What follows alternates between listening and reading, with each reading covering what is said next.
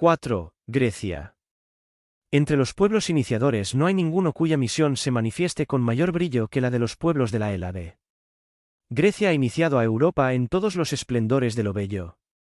De su mano abierta ha salido la civilización occidental, y su genio, a 20 siglos de distancia, irradia aún sobre nuestro país. Así es que a pesar de sus trastornos y luchas intestinas, a pesar de su decadencia final, ha continuado siendo un objeto de admiración para todas las edades.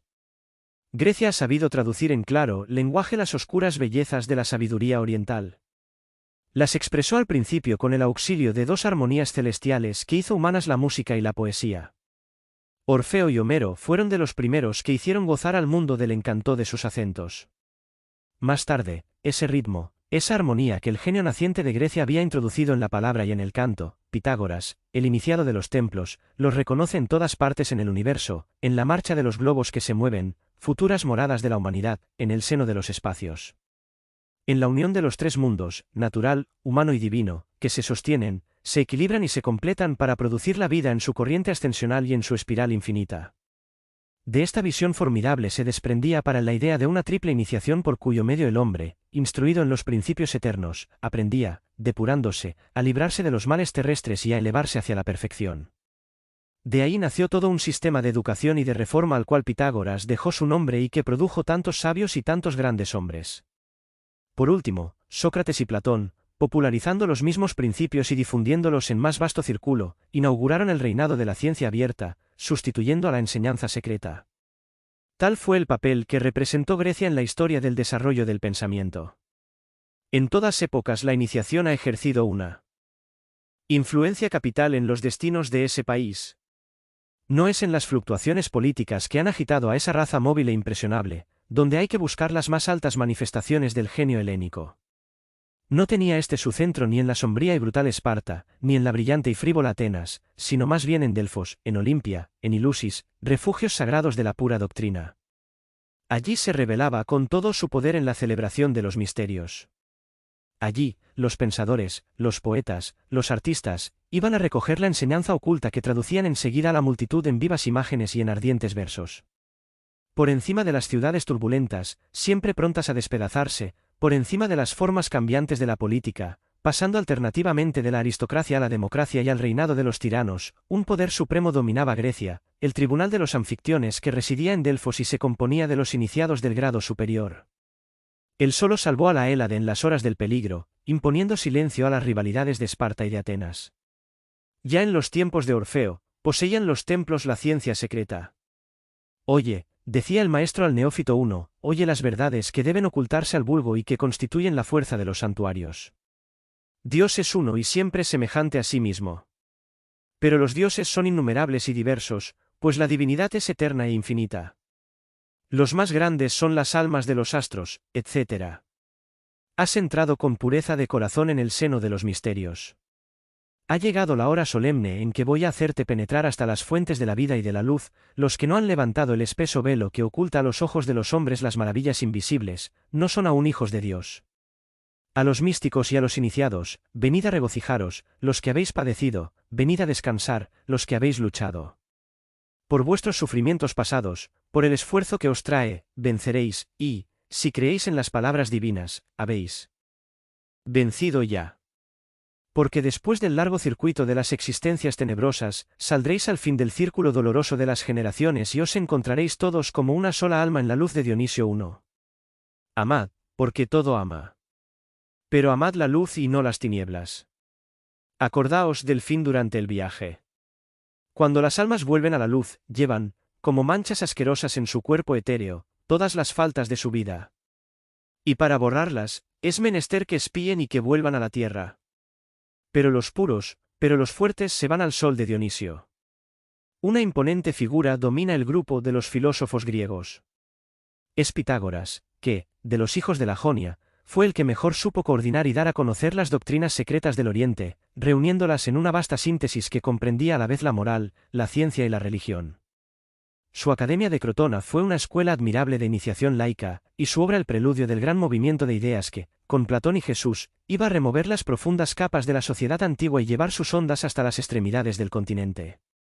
Pitágoras había estudiado durante 30 años en Egipto.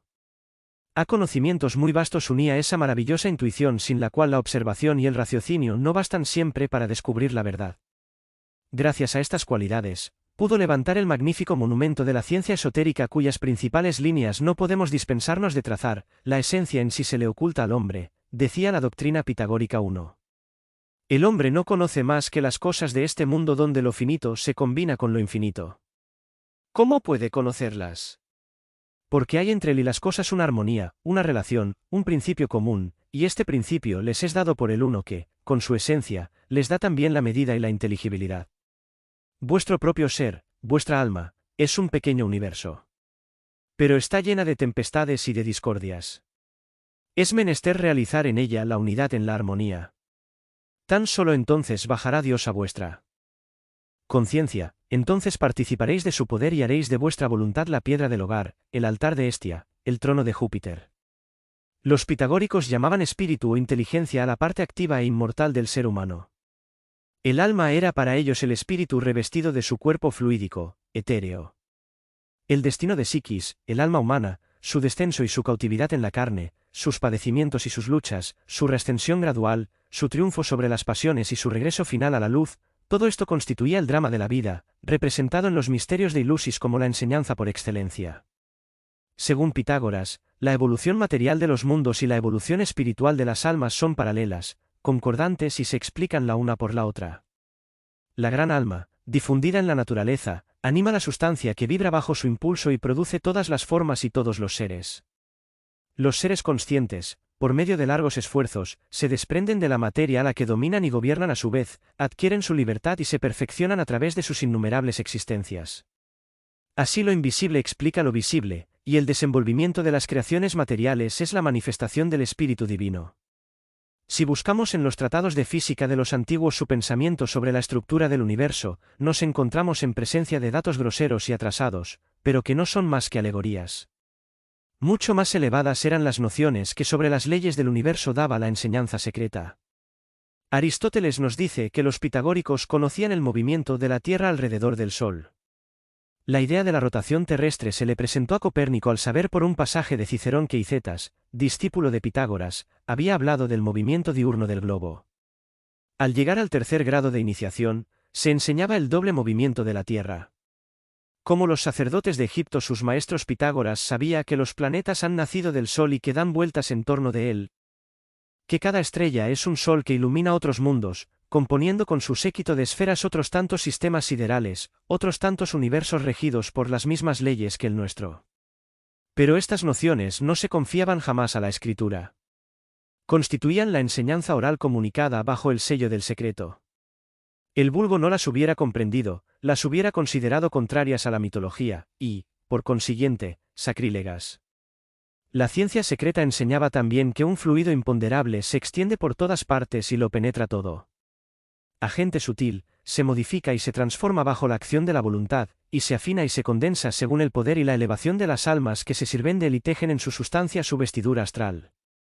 Es el lazo de unión entre el espíritu y la materia, y todo, los pensamientos y los sucesos, se graban en él y se reflejan como las imágenes en un espejo. Por las propiedades de este fluido y por la acción de la voluntad sobre él, se explican los fenómenos de la sugestión y de la transmisión de pensamiento. Los antiguos le llamaban por alegoría el velo misterioso de Isis o el manto de Cibeles que cubre todo cuanto vive. Este mismo fluido sirve de medio de comunicación entre lo visible y lo invisible, entre los hombres y las almas desencarnadas. La ciencia de lo oculto formaba uno de los ramos más importantes de la enseñanza reservada. Había sabido desprender del conjunto de los fenómenos la ley de las relaciones que unen el mundo terrestre al mundo de los espíritus. Desenvolvía con método las facultades trascendentales del alma humana y le hacía posible la lectura del pensamiento y la vista a distancia. Los hechos de clarividencia y de adivinación producidos por los oráculos de los templos griegos, las sibilas y las pitonisas, están atestiguados por la historia. Muchos incrédulos los consideran apócrifos. Hay, sin duda, que descartar la parte de exageración y de leyenda, pero los recientes descubrimientos de la psicología experimental nos han demostrado que había en este terreno algo más que una vana superstición. Esos descubrimientos nos obligan a estudiar con más atención un conjunto de hechos que, en la antigüedad, descansaba en principios fijos y era el objeto de una ciencia profunda y extensa. Estas facultades, por lo general, solo se encontraban en seres de una pureza y elevación de sentimientos extraordinarios, exigiendo una preparación larga y minuciosa. Delfos ha poseído tales sujetos. Los oráculos referidos por Heródoto a propósito de Creso y de la batalla de Salamina, lo prueban. Más tarde se mezclaron abusos en aquellas prácticas. La escasez de los sujetos hizo a los sacerdotes menos escrupulosos en su elección. La ciencia adivinatoria se corrompió y cayó en desuso. Según Plutarco, su desaparición fue considerada por toda la sociedad antigua como una gran desgracia. Toda Grecia creía en la intervención de los espíritus en las cosas humanas. Sócrates tenía su demonio o genio familiar. Cuando en Maratón y en Salamina rechazaban los griegos la espantosa invasión de los persas, estaban exaltados por la convicción de que las potencias invisibles sostenían sus esfuerzos. En Maratón, los atenienses creyeron ver a dos guerreros, resplandecientes de luz, combatir en sus filas. 10 años después, la pitonisa, inspirada por el espíritu, indicó a Temístocles, desde lo alto de su trípode, los medios de salvar Grecia. Con Jerjes, el Asia bárbara invadía la Hélade ahogando su genio creador y haciendo retroceder quizás 2000 años la manifestación del pensamiento en su belleza ideal. Los griegos, un puñado de hombres, derrotaron al ejército inmenso de los asiáticos y, conscientes del socorro oculto que les asistía, el de Palas Atenea, divinidad tutelar, símbolo del poder espiritual, a quien veneraban en la roca sublime de la Acrópolis, con el esplendoroso mar y las grandiosas líneas del Pentélico y del Himeto. La participación en los misterios había contribuido mucho a la propagación de estas ideas. Desarrollaba en los iniciados el sentimiento de lo invisible, el cual desde allí, aunque bajo formas alteradas, se difundía por el pueblo.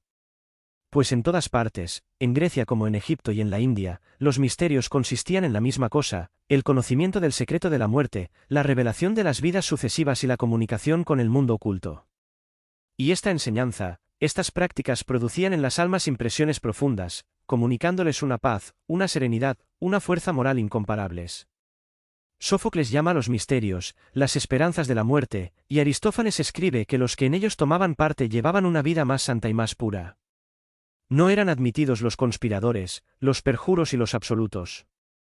Porfirio ha dicho, nuestra alma debe estar en el momento de la muerte tal como estaba durante los misterios, esto es, exenta de pasión, de ira, de envidia y de odio. Plutarco afirma en estos términos que allí se conversaba con las almas de los difuntos, con mucha frecuencia intervenían excelentes espíritus en los misterios, aunque también los perversos intentaban a veces introducirse. Proclo añade en todos los misterios, los dioses, y esta palabra significa aquí todos los órdenes de espíritus, muestran muchas de sus formas, aparecen con una gran variedad de figuras y revisten la forma humana. La doctrina esotérica era un vínculo entre el filósofo y el sacerdote. Esto es lo que explica su acuerdo común y el papel oscuro del sacerdocio en la civilización helénica. Esta doctrina enseñaba a los hombres a dominar sus pasiones y a desarrollar en sí la voluntad y la intuición. Por una atracción gradual, los adeptos del grado superior llegaban a penetrar ciertos secretos de la naturaleza, a dirigir a su antojo las fuerzas en acción en el mundo, a producir fenómenos de apariencia sobrenatural y que eran, sencillamente, la manifestación de leyes físicas desconocidas por el vulgo. Sócrates, y después del Platón continuaron en el Ática la obra de Pitágoras. Sócrates, queriendo conservar la libertad de enseñar a todos las verdades que su razón le había hecho descubrir, no se hizo iniciar jamás.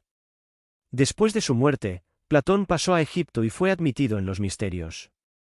Regresó para conferenciar con los pitagóricos y fundó su academia.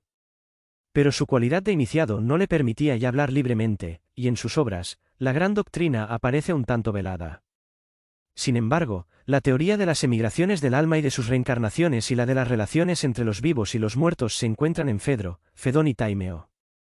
Es seguro que los vivos nacen de los muertos, que las almas de los muertos renacen otra vez. Fedro, es igualmente conocida la escena alegórica que Platón ha colocado al final de la República. Un genio coge de las faldas de las parcas las suertes y las diversas condiciones humanas y exclama, almas divinas, volved a entrar en cuerpos mortales, vais a empezar una nueva carrera. He aquí todas las suertes de la vida. Elegid libremente, la elección es irrevocable. Si es mala, no acuséis a Dios. Estas creencias habían penetrado en el mundo romano. Del mismo modo que Cicerón en el sueño de Escipión, c3, Ovidio habla de ellas en sus Metamorfosis, c15. En el sexto libro de la Eneida, de Virgilio, Eneas encuentra a su padre, Anquises, en los campos elíseos, y aprende de él la ley de los renacimientos. Todos los grandes autores latinos dicen que los genios familiares asisten e inspiran a los hombres de talento uno. Lucano, Tácito y Apuleyo, así como también el griego Filóstrato, hablan frecuentemente en sus obras de sueños, de apariciones y de evocaciones de muertos. En resumen, la doctrina secreta, madre de las religiones y de las filosofías, reviste apariencias diversas en el curso de las edades, pero en todas partes la base permanece inmutable. Nacida simultáneamente en la India y en Egipto, pasa desde allí a Occidente con la oleada de las emigraciones. La encontraremos en todos los países ocupados por los celtas. Escondida en Grecia en los misterios, se revela en la enseñanza de maestros tales como Pitágoras y Platón, bajo formas llenas de seducción y poesía. Los mitos paganos son como un velo de oro que cubre con sus pliegues las puras líneas de la sabiduría délfica. La escuela de Alejandría recoge sus principios y los infunde en la sangre joven e impetuosa del cristianismo. Ya el Evangelio, cual la bóveda de los bosques bajo un claro rayo de sol, estaba iluminado por la ciencia esotérica de los esenios, otra rama de iniciados. La palabra del Cristo había ya tomado de esta fuente, como de un agua viva e inagotable, sus imágenes variadas y sus poderosos vuelos. Así pues, en todas partes, a través de la sucesión de los tiempos y de los remolinos de los pueblos, se afirman la existencia y la perpetuidad de una enseñanza secreta que se encuentra idéntica en el fondo de todas las grandes concepciones religiosas o filosóficas. Los sabios, los pensadores, los profetas de los tiempos y de los países más diversos han hallado en ella la inspiración y la energía que hacen llevar a cabo grandes cosas y transforma almas y sociedades impeliéndolas hacia adelante en la senda de la evolución progresiva. Hay en esto como una gran corriente espiritual que se desliza misteriosamente en las profundidades de la historia. Parece salir de ese mundo invisible que nos domina y nos rodea, donde viven y trabajan aún los espíritus de genio que han servido de guías a la humanidad y no han cesado nunca de comunicar con ella. 5. La Galia. La Galia conoció la gran doctrina. La poseyó bajo una forma potente y original, y supo sacar de ella consecuencias que no percibieron los demás países. Hay tres unidades primitivas, decían los druidas: Dios, la luz y la libertad. Cuando la India estaba ya organizada en castas inmóviles cuyos límites eran infranqueables, las instituciones galas tenían por base la igualdad de todos, la comunidad de bienes y el derecho electoral. Ninguno de los demás pueblos de Europa ha tenido en igual grado que nuestros padres el sentimiento profundo de la inmortalidad, de la justicia y de la libertad. Debemos estudiar con veneración las tendencias filosóficas de la Galia, pues la Galia es nuestra gran abuela y en ella encontramos, fuertemente marcadas, todas las cualidades y también todos los defectos de nuestra raza. Además, nada hay que sea más digno de atención y de respeto que la doctrina de los druidas, los cuales no eran bárbaros, como, durante algunos siglos, se ha creído equivocadamente. Durante mucho tiempo no hemos conocido a los galos más que por los autores latinos y los escritores católicos. Pero hay fundado motivo para que sus asertos no sean sospechosos. Esos autores tenían un interés directo en denigrar a nuestros abuelos y en disfrazar sus creencias. César ha escrito sus comentarios con la evidente intención de realzarse a los ojos de la posteridad. Polión y Suetonio confiesan que en dicha obra hormiguean las inexactitudes y los errores voluntarios. Los cristianos no ven en los druidas más que hombres sanguinarios y supersticiosos, ni más que prácticas groseras en su culto. Sin embargo, ciertos padres de la Iglesia, Cirilo, Clemente de Alejandría y Orígenes, distinguen cuidadosamente a los druidas de la multitud de los idólatras, y les confieren el título de filósofos. Entre los autores antiguos, Lucano, Horacio, Floro, consideraban a la raza gala como depositaria de los misterios del nacimiento y de la muerte. Los progresos de los estudios célticos 1, la publicación de las tríadas y de los cantos bárdicos 2, nos permiten establecer sobre bases sólidas una justa apreciación de las creencias de nuestros padres. La filosofía de los druidas, reconstituida en toda su amplitud, se ha hallado conforme con la doctrina secreta del Oriente y con las aspiraciones de los espiritualistas modernos. Como ellos, afirmaban las existencias progresivas del alma en la escala de los mundos. Esta doctrina viril infundía a los galos un valor indomable, una intrepidez tal, que iban a arrostrar la muerte como hubieran ido a una fiesta. Cuando los romanos se cubrían de bronce y de hierro, nuestros padres se despojaban de sus vestiduras y combatían con el pecho descubierto. Se enorgullecían de sus heridas y consideraban una cobardía usar la astucia en la guerra. Esta fue la causa de sus repetidos descalabros y su caída final. Creían en la reencarnación 1. Su certeza en la vida futura era tan grande, que se prestaban dinero para devolvérselo en otras vidas venideras. Confiaban mensajes a los moribundos para sus amigos difuntos. Los despojos de los guerreros muertos, decían, no son más que envolturas destrozadas. Con gran sorpresa de sus enemigos, los abandonaban en el campo de batalla como indignos de su atención. Los galos no conocían el infierno. Por ello les alaba Lucano en estos términos, en el canto y de la Farsalia: para vosotros, las sombras no quedan sepultadas en los lóbregos dominios del Erebo, sino que el alma vuela a animar otros cuerpos en diversos mundos. La muerte no es más que el centro de una larga vida. Qué felices son los pueblos que no conocen el temor supremo de la muerte. De ahí nace su heroísmo en las sangrientas batallas y su desprecio de la muerte. Nuestros padres eran castos, hospitalarios, fieles a la fe jurada. En la institución de los druidas encontraremos la más elevada expresión del genio de la Galia. No constituía un cuerpo sacerdotal. El título de druida equivalía al de sabio. Dejaba a los que lo llevaban entera libertad de escoger su tarea. Algunos, llamados eubages, presidían las ceremonias del culto, pero la mayor parte se consagraba a la educación de la juventud, al ejercicio de la justicia y al estudio de la ciencia y de la poesía. La influencia política de los druidas era grande, y sus miras tendían a realizar la unidad de la Galia. Habían instituido en el país de los Carnutos una asamblea anual donde se reunían los diputados de las repúblicas galas y se discutían las cuestiones importantes y los graves intereses del país. Los druidas eran nombrados por elección. Se necesitaban 20 años de estudios para prepararse a la iniciación. El culto se celebraba bajo la bóveda de los bosques. Todos los símbolos procedían de la naturaleza. El templo era la selva secular con sus innumerables columnas y sus cúpulas de espeso follaje que los rayos del sol atravesaban con sus flechas de oro para ir a juguetear sobre los musgos formando mil caprichosos enrejados de sombra y luz. Los gemidos del viento, el estremecimiento de las hojas, la llenaban de acentos misteriosos que impresionaban el alma incitándola a la meditación. El árbol sagrado, la encina, era el emblema del poder divino. El muérdago, siempre verde, el de la inmortalidad. Algunos peñascos reunidos formaban el altar. Toda piedra tallada es una piedra mancillada, decían aquellos austeros pensadores. Ningún objeto labrado por la mano del hombre deslucía sus santuarios. Los galos tenían horror a los ídolos y a las formas pueriles del culto romano.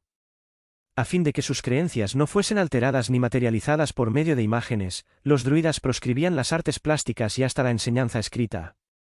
Tan solo a la memoria de los bardos y de los iniciados confiaban el secreto de su doctrina.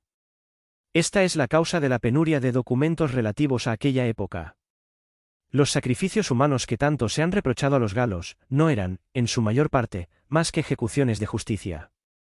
Los druidas, magistrados a la par que justicieros, ofrecían los criminales en holocausto al poder supremo.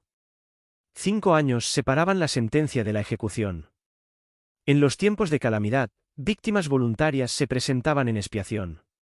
Impacientes por reunirse con sus mayores en los mundos venturosos y de elevarse al círculo de la felicidad, los galos subían alegremente a la piedra del sacrificio y recibían la muerte en medio de un cántico de júbilo. Mas estas inmolaciones habían ya caído en desuso en tiempo L. César. Teutates, Esus, Guayón, no eran, en el panteón galo, más que la personificación de la fuerza, de la luz y del espíritu. Pero por encima de todas las cosas, se cernía el poder infinito que nuestros padres adoraban junto a las piedras consagradas, en el majestuoso silencio de las selvas. Los druidas enseñaban la unidad de Dios.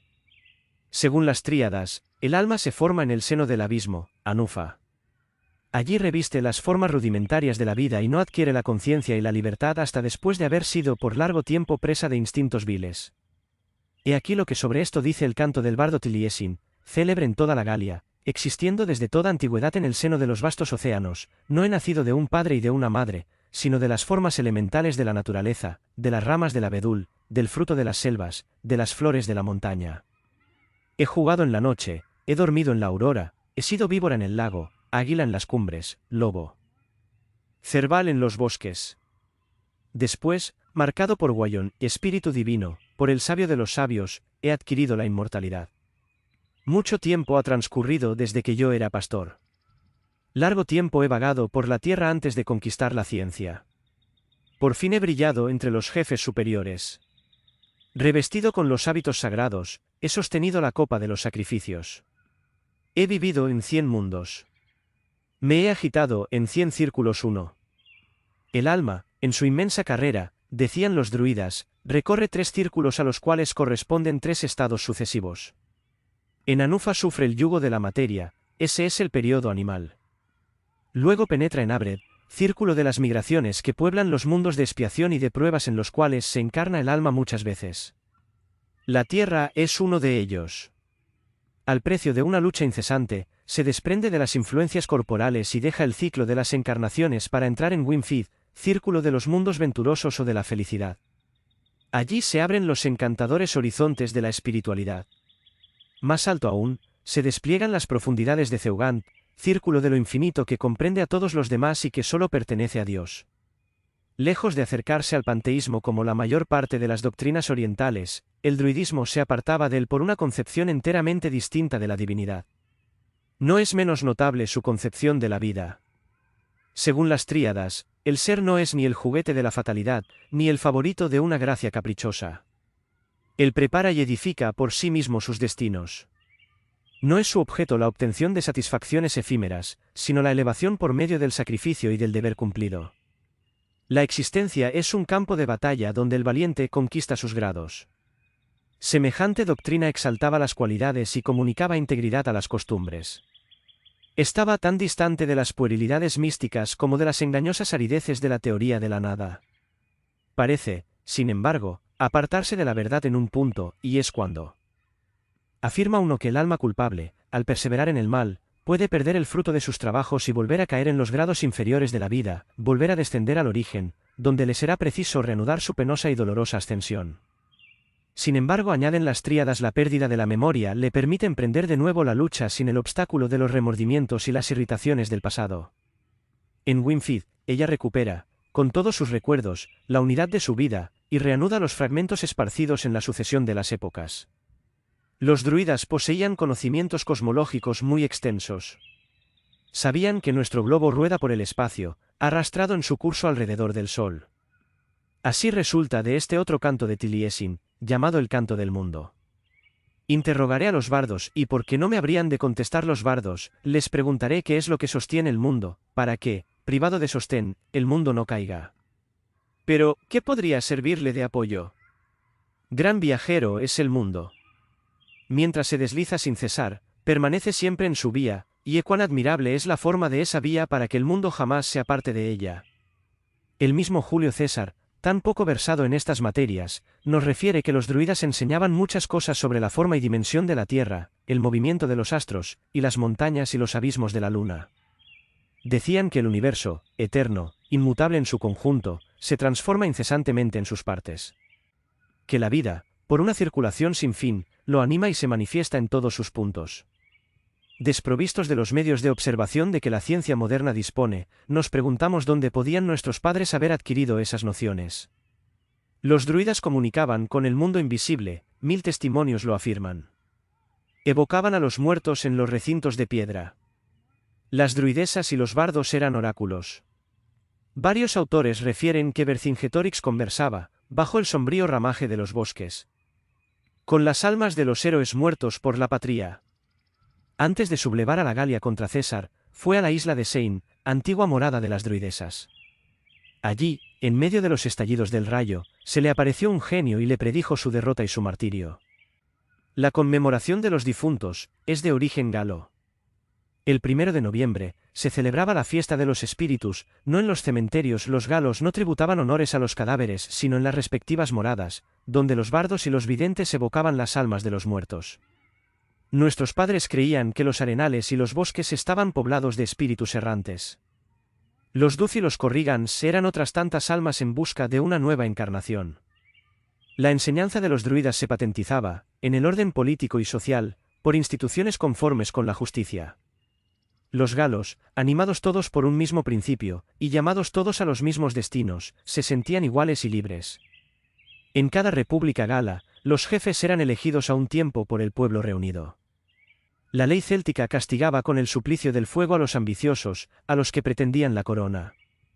Las mujeres tenían asiento en los consejos, ejercían las funciones sacerdotales, eran videntes y profetisas. Disponían de sus personas y elegían sus esposos. Perteneciendo la tierra a la república, la propiedad era colectiva. Por ningún título fue el derecho hereditario conocido de nuestros padres, la elección lo decidía todo. La prolongada ocupación romana seguida de la invasión de los francos y la introducción del feudalismo han hecho olvidar nuestras verdaderas tradiciones nacionales. Mas llegó un día en que la antigua sangre gala se agitó en las venas del pueblo. En el torbellino de la revolución desaparecieron dos importaciones extrañas, la teocracia, venida de Roma, y la monarquía implantada por los francos. La vieja Galia reapareció por completo en la Francia de 1789. Una cosa esencial le faltaba, sin embargo, la idea de solidaridad. El druidismo fortificaba mucho en las almas el sentimiento del derecho y de la libertad, pero aunque los galos se creían iguales, no se sentían realmente como hermanos. De ahí vino la falta de unidad que perdió a la Galia. Doblegada, asolada por la desgracia, iluminada por nuevas luces, ha llegado a ser la nación una indivisible por excelencia. La ley de caridad y de amor, única que el cristianismo le ha hecho conocer, ha venido a completar la enseñanza de los druidas y a formar una síntesis filosófica y moral llena de grandeza. Del seno de la Edad Media, como una resurrección del espíritu de la Galia, surge una radiante figura. Desde los primeros siglos de nuestra era, Juana de Arco había sido anunciada por una profecía del bardo Midwin o Merlín. Debajo de la encina de las hadas, junto a la mesa de piedra, es donde oyen a menudo sus voces. Es cristiana y piadosa, mas, por encima de la iglesia terrenal pone a la iglesia eterna, la de allá arriba, la única a la cual se somete en todo uno. Ningún testimonio de la intervención de los espíritus en la vida de los pueblos puede compararse con la conmovedora historia de la Virgen de Domremy. A principios del siglo XV, Francia agonizaba bajo la férrea planta de los ingleses. Con el auxilio de una joven, de una niña de 18 años, las potencias invisibles reaniman un pueblo desmoralizado, despiertan el apagado patriotismo, inflaman la resistencia y salvan a Francia de la muerte. Juana nunca resuelve nada sin consultar sus voces y, ya en el campo de batalla, ya delante sus jueces, siempre le inspiran palabras y actos sublimes. Un solo instante, en la prisión de Rouen, las voces parecen abandonarla. Entonces es cuando, extenuada por el sufrimiento, consiente en abjurar. Cuando los espíritus se alejan, vuelve a ser mujer, decae, se somete. Luego, las voces se dejan oír de nuevo y al momento vuelve a levantar la cabeza ante sus jueces. La voz me ha dicho que abjurar era una traición. La verdad es que Dios me ha enviado. Lo que he hecho, bien hecho está. Sagrada por su pasión dolorosa, Juana es un ejemplo sublime de sacrificio, un objeto de admiración, una profunda enseñanza para todos los hombres. 6. El cristianismo. Es en el desierto donde aparece ostensiblemente, según la historia, la creencia en el Dios único, la idea madre de donde debía salir el cristianismo. A través de las pedregosas soledades del Sinaí, Moisés, el iniciado de Egipto, guiaba hacia la tierra prometida el pueblo por cuyo medio el pensamiento monoteísta, hasta entonces confinado en los misterios, iba a entrar en el gran movimiento religioso y a derramarse por el mundo. El papel representado por el pueblo de Israel es muy importante. Su historia es el lazo que une Oriente a Occidente, la ciencia secreta de los templos a la religión vulgarizada. A pesar de sus desórdenes y de sus máculas, a despecho del sombrío exclusivismo que es uno de los rasgos de su carácter, tiene el mérito de haber adoptado hasta encarnarlo en él, el dogma de la unidad de Dios, cuyas consecuencias sobrepujarán sus miras y prepararán la fusión de los pueblos en una familia universal, con un solo Padre y una sola ley. Este fin grandioso y lejano, tan solo los profetas, hasta el advenimiento de Cristo, lo conocieron o lo presintieron. Mas este ideal oculto a los ojos del vulgo, adoptado y transformado por el Hijo de María, recibió de él su radiante esplendor. Sus discípulos lo comunicaron a las naciones paganas y la dispersión de los judíos ayudó también a su propagación. Prosiguiendo su marcha por entre las civilizaciones desmoronadas y las vicisitudes de los tiempos, quedará grabado con rasgos indelebles en la conciencia de la humanidad. Un poco antes de nuestra era, al mismo tiempo que el poder romano sube y se extiende, se ve a la doctrina secreta retroceder y perder autoridad. Los verdaderos iniciados escasean. El pensamiento se materializa, los espíritus se corrompen. La India está como aletargada en su sueño, la lámpara de los santuarios egipcios se ha apagado, y Grecia, entregada a los retóricos y a los sofistas, insulta a los sabios, proscribe a los filósofos, profana los misterios. Los oráculos enmudecen. La superstición y la idolatría han invadido los templos. Y la orgía romana se desencadena sobre el mundo con sus saturnales, su desenfrenada lujuria y sus embriagueces bestiales. Desde lo alto del Capitolio, la loba, saciada, domina pueblos y reyes. César, emperador y dios, triunfa en una sangrienta apoteosis. No obstante, en las riberas del Mar Muerto, hay hombres que conservan en el retiro la tradición de los profetas y el secreto de la pura doctrina. Los esenios, grupos de iniciados cuyas colonias se extienden hasta el valle del Nilo, se entregan abiertamente al ejercicio de la medicina, pero su fin verdadero es más elevado. Consiste en enseñar a un corto número de adeptos las leyes superiores del universo y de la vida. Su doctrina es casi idéntica a la de Pitágoras. Admiten la preexistencia y las vidas sucesivas del alma y rinden a Dios el culto del espíritu. Entre ellos, lo mismo que entre los sacerdotes de Memphis, la iniciación se da por grados y necesita algunos años de preparación. Sus costumbres son irreprochables, su vida transcurre en el estudio y la meditación, lejos de las agitaciones políticas, y lejos de las intrigas de un sacerdocio ávido y envidioso uno. Es evidente que Jesús pasó entre ellos los años que precedieron a su apostolado, años sobre los cuales guardan los evangelios un silencio absoluto. Todo lo indica, la identidad de sus miras con las de los esenios, el auxilio que le prestaron en muchas circunstancias, la hospitalidad gratuita que recibía a título de adepto, y la fusión final de la orden con los primeros cristianos, fusión de donde salió el cristianismo esotérico. Pero a falta de la iniciación superior, el alma del Cristo, rebosando de luz y de amor, era bastante grande para tomar de aquella doctrina los elementos de su misión. Jamás la tierra vio pasar más elevado espíritu. Circundaba su frente, celestial serenidad. Todas las perfecciones se unían en él para formar un tipo de pureza ideal, de inefable bondad. Todos los dolores humanos, todas las quejas, todas las miserias hallan eco en él. Para calmar estos males, para enjugar estas lágrimas, para consolar, para curar, para salvar, llegará hasta dar la vida, se ofrecerá en holocausto para elevar a la humanidad. Cuando se alza, lívido, en el Calvario, clavado sobre el leño infamante, halla aún en su agonía fuerza para orar por sus verdugos, y pronunciar estas palabras que ningún acento, ningún arranque de ternura podrán jamás sobrepujar: perdónales, Padre mío, porque no saben lo que hacen. Entre los grandes misioneros, Cristo ha sido el primero que ha comunicado a las multitudes las verdades que hasta entonces habían sido el privilegio de un corto número. Gracias a él, la enseñanza oculta se hacía accesible a los más humildes, si no por la inteligencia, a lo menos por el corazón, y esta enseñanza se la ofrecía bajo formas que el mundo no había conocido, con tan encendido amor, tan penetrante dulzura y fe tan comunicativa, que derretía los hielos del escepticismo, encantando a sus oyentes y arrastrándolos tras sí. Lo que él llamaba predicar el evangelio del reino de los cielos a los pobres de espíritu, era poner al alcance de todos el conocimiento de la inmortalidad y del Padre común. Los tesoros intelectuales que adeptos avaros solo con prudencia distribuían, el Cristo los derramaba sobre la gran familia humana, sobre esos millones de seres encorvados hacia la tierra, que nada sabían del destino y esperaban, en la incertidumbre y el sufrimiento, la palabra nueva que debía consolarles y reanimarles. Esta palabra y esta enseñanza las ha distribuido pródigamente, consagrándolas con su suplicio y con su muerte. La cruz, antiguo símbolo de los iniciados, que se encuentra en todos los templos de Egipto y de la India, se ha convertido, por el sacrificio de Jesús, en el signo de la elevación de la humanidad, arrancada del abismo de las tinieblas y de las pasiones inferiores, y teniendo por fin acceso a la vida eterna, a la vida de las almas regeneradas. El Sermón de la Montaña condensa y resume la enseñanza popular de Jesús. En él se encierra la ley moral con todas sus consecuencias. Enseña a los hombres que no son las cualidades brillantes las que labran su elevación ni su dicha, sino más bien las virtudes humildes y escondidas, la humildad, la caridad, la bondad. Bienaventurados los pobres de espíritu uno, porque de ellos es el reino de los cielos.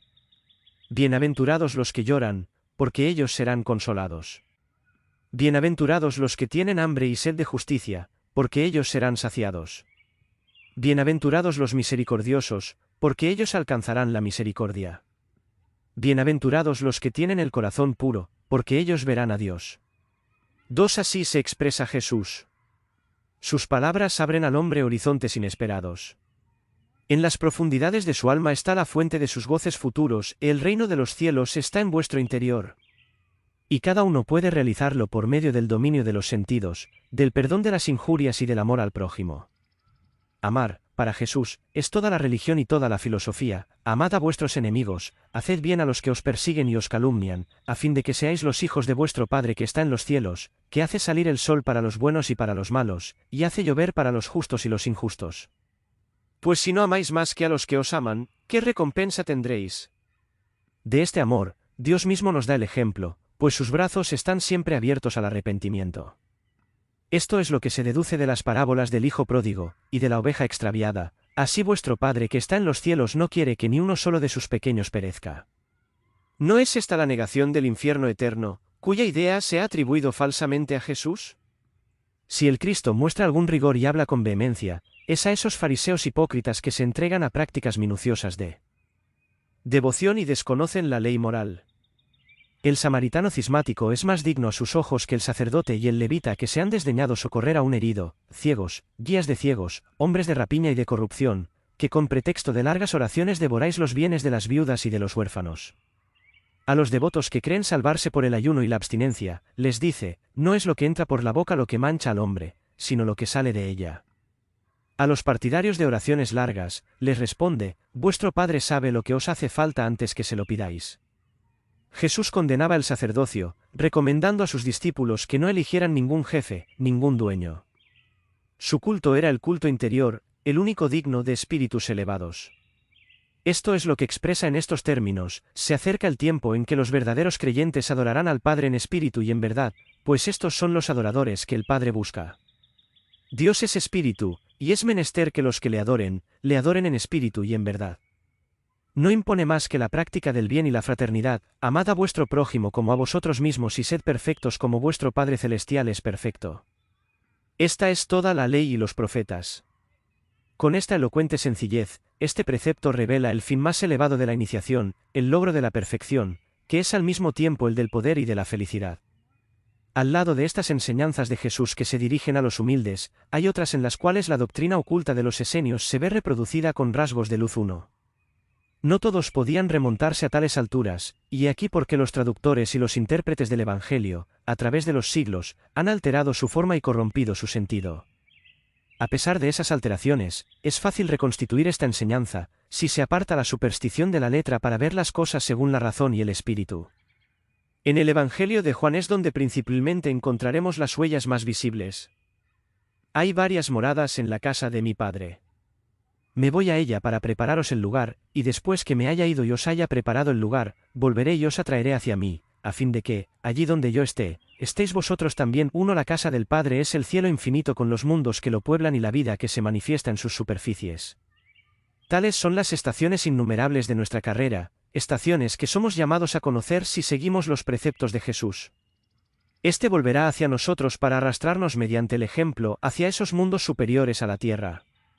También vemos la afirmación de las vidas sucesivas del alma 2, en verdad, si un hombre no nace de nuevo, no puede ver el reino de Dios. Cuando los discípulos de Cristo le interrogan y le preguntan: ¿por qué dicen los escribas que es menester primero que Elías vuelva? Él responde: Elías ha venido ya, pero no le han conocido. Y comprenden que se refiere a Juan Bautista. Jesús les dice también en otra ocasión: en verdad, entre todos los nacidos de mujer, no ha habido nadie más grande que Juan Bautista. Y si queréis entender, él es el mismo Elías que debía venir. El que tenga oídos para oír, que oiga. El fin que cada uno de nosotros y la sociedad entera debe perseguir, está claramente indicado. Es el reinado del Hijo del Hombre, del Cristo social, o, en otros términos, el reinado de la verdad, de la justicia y del amor. Jesús tenía puestas sus miras en el porvenir: en esos tiempos que nos están anunciados, os enviaré el Consolador. Aún tengo muchas cosas que deciros, mas ahora no podéis comprenderlas. Cuando venga el Espíritu de verdad, Él os enseñará todas las verdades. Algunas veces resumía en imágenes grandiosas, en rasgos de fuego, las verdades eternas. No siempre lo entendían sus apóstoles, pero Él dejaba a los siglos y a los acontecimientos el cuidado de hacer germinar estos principios en la conciencia de la humanidad, como la lluvia y el sol hacen germinar el grano confiado a la tierra. Y en ese sentido dirigía a los suyos estas palabras atrevidas: los cielos y la tierra pasarán, mas no pasarán mis palabras. Así, pues, Jesús hablaba a un tiempo al corazón y al espíritu.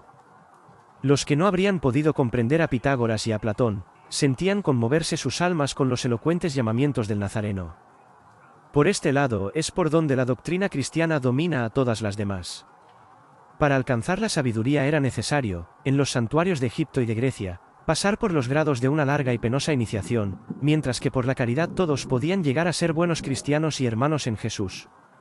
Pero, con el tiempo, las verdades trascendentales se velaron. Los que las poseían fueron suplantados por los que creían saber, y el dogma material reemplazó a la pura doctrina. Al difundirse, el cristianismo perdió en valor lo que ganaba en extensión. A la profunda ciencia de Jesús se unía el poder fluídico del iniciado superior, del alma libre del yugo de las pasiones, cuya voluntad domina la materia y se hace obedecer de las fuerzas sutiles de la naturaleza. Cristo poseía la doble vista, su mirada penetraba en los pensamientos y en las conciencias, curaba con una palabra, con un signo, imponiendo las manos, y hasta con su sola presencia. Benéficos efluvios emanaban de su ser, y, a su mandato, se alejaban los malos espíritus. Comunicaba voluntad con las potencias celestiales, y, en las horas de prueba, este comercio le infundía la fuerza moral que le sostenía en su vía dolorosa. En el Tabor, sus discípulos aterrados le ven conversar con Moisés y con Elías. Asimismo le verán aparecer más tarde, después de la crucifixión, en el resplandor de su cuerpo fluídico, etéreo, de ese cuerpo del cual Pablo hablaba en estos términos: hay en cada hombre un cuerpo animal y un cuerpo espiritual uno, cuya existencia está además demostrada por las experiencias de la psicología moderna. Las apariciones de Jesús después de su muerte no pueden ser puestas en duda, pues solo ellas explican la persistencia de la idea cristiana. Después del suplicio del Maestro y la dispersión de los discípulos, el cristianismo había muerto, moralmente. Tan solo las apariciones y las pláticas de Jesús devolvieron a los apóstoles su energía y su fe. Ciertos autores han negado la existencia de Cristo y atribuido a tradiciones anteriores o a la imaginación oriental todo cuanto sobre él se ha escrito. Se ha producido un movimiento de opinión en este sentido, tendiendo a reducir a las proporciones de una leyenda los orígenes del cristianismo. Verdad es que el Nuevo Testamento contiene muchos errores. Muchos de los acontecimientos que refiere se encuentran en la historia de otros pueblos más antiguos, y ciertos hechos atribuidos a Cristo figuran igualmente en la vida de Krishna y en la de Horus. Pero, por otra parte, existen numerosas pruebas históricas que atestiguan la verdad de la existencia de Jesús de Nazaret, y estas pruebas son tanto más perentorias cuanto nos las suministran los adversarios mismos del cristianismo. Todos los rabinos israelitas reconocen su existencia. El Talmud habla de ella en estos términos: la víspera de Pascua, Jesús fue crucificado por haberse entregado a la magia y a los sortilegios. Tácito y Suetonio mencionan también el suplicio de Jesús y el rápido desarrollo de las ideas cristianas. Plinio el Joven, gobernador de la Bitinia, da cuenta de este movimiento a Trajano, 50 años después, en un informe que ha sido conservado. Además, ¿cómo admitir que la creencia en un mito haya bastado a inspirar a los primeros cristianos tanto entusiasmo, tanto valor, tanta firmeza en frente de la muerte, que les haya dado el poder de echar por tierra el paganismo, de apoderarse del Imperio Romano e invadir de siglo en siglo todas las naciones civilizadas? No puede fundarse ciertamente sobre una fábula, una religión que dura 20 siglos y revoluciona medio mundo. Y si de la grandeza de los efectos nos remontamos a la fuerza de las causas que los han producido, se puede decir con certeza que hay siempre una personalidad eminente en el origen de una gran idea.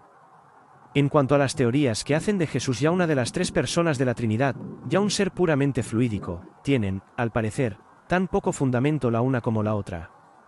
Al pronunciar estas palabras: aparta de mí este cáliz, Jesús se ha revelado hombre, sujeto al temor y a los desfallecimientos. Jesús, lo mismo que nosotros, ha padecido, ha llorado, y esta debilidad puramente humana, al acercarnos a él, le hace más nuestro hermano y presta mayor realce a su ejemplo y a sus admirables virtudes. La aparición del cristianismo ha tenido resultados incalculables. Ha traído al mundo la idea de humanidad, que la antigüedad no conoció en su sentido más amplio. Esta idea, encarnada en la persona de Jesús I, ha penetrado poco a poco en los espíritus, y hoy día se manifiesta en Occidente con todas sus consecuencias sociales. A esta idea, añadía la de la ley moral y la de la vida eterna, que hasta aquella época no eran conocidas más que de los sabios y los pensadores. Desde entonces, el deber del hombre será preparar por todas sus obras, por todos los actos de la vida individual y social, el reino de Dios, esto es, el del bien, de la verdad y de la justicia. Venga tu reino. Mas este reino no puede realizarse más que por el perfeccionamiento de todos, por el mejoramiento constante de las almas y de las instituciones. Estas nociones encerraban, pues, en sí, una fuerza de desarrollo ilimitada. Y no debemos asombrarnos que después de 20 siglos de incubación y de oscuro trabajo, empiecen apenas a producir sus efectos en el orden social. El cristianismo contenía en estado virtual todos los elementos del socialismo, pero desde los primeros siglos se ha desviado, y sus principios verdaderos, desconocidos por sus representantes oficiales, han pasado a la conciencia de los pueblos y al alma de aquellos mismos que, no creyéndose o no llamándose ya cristianos, llevan inconscientemente en sí el ideal soñado por Jesús. No es, pues, ni en la Iglesia, ni en las instituciones del pretendido derecho divino, que no es otro que el reino de la fuerza, donde debe buscarse la herencia de Cristo. Estas son, en realidad, instituciones bárbaras o paganas. El pensamiento de Jesús no vive más que en el alma del pueblo. Por medio de sus esfuerzos para elevarse y sus aspiraciones constantes a un estado social más conforme a la justicia y a la solidaridad, se revela esa gran corriente humanitaria cuya fuente está en la cima del Calvario, y cuyas olas nos llevan hacia un porvenir al cual serán desconocidas las vergüenzas del pauperismo, de la ignorancia y de la guerra. El catolicismo, con sus concepciones de la salvación por la gracia, del pecado original, de infierno y redención, ha deformado las bellas y puras doctrinas del Evangelio. Pero el catolicismo no es, en realidad, en la obra del cristianismo, más que un elemento parásito que parece haber tomado de la India su organización jerárquica, sus sacramentos y sus símbolos. Muchos han sido los concilios que, en todos los siglos, han discutido la Biblia, modificado los textos, edificado nuevos dogmas, apartándose más y más de los preceptos del Cristo. El Fausto y la simonía han invadido el culto. La Iglesia ha dominado el mundo por el terror y la amenaza de los suplicios, cuando Jesús quería reinar por el amor y la caridad. Ha encendido la guerra entre los pueblos, y ha elevado la persecución a la altura de un sistema, haciendo correr ríos de sangre. En vano la ciencia, en su marcha progresiva, ha demostrado las contradicciones que existen entre la enseñanza católica y el orden real de las cosas. La Iglesia ha llegado a maldecirla como a una invención de Satán. Un abismo separa ahora las doctrinas romanas de la antigua sabiduría de los iniciados, que fue la madre del cristianismo. El materialismo se ha aprovechado de este estado de cosas, y por todas partes han brotado sus vivas raíces. El sentimiento religioso, por el contrario, ha decaído visiblemente. El dogma no ejerce ya ninguna influencia sobre la vida de las sociedades. El alma humana, fatigada de los grillos con que la habían aprisionado, se ha lanzado hacia la luz, y ha roto esos miserables lazos para ir a unirse con los grandes espíritus que no pertenecen ni a una secta ni a una raza, pero cuyo pensamiento ilumina y fortalece a la humanidad entera. Libre de toda tutela sacerdotal, quiere en lo sucesivo pensar, obrar y vivir por sí misma. Queremos hablar del catolicismo con imparcialidad. Esta creencia, no lo olvidemos, ha sido la de nuestros padres, y ha mecido la cuna de innumerables generaciones. Sin embargo, la moderación no excluye el examen.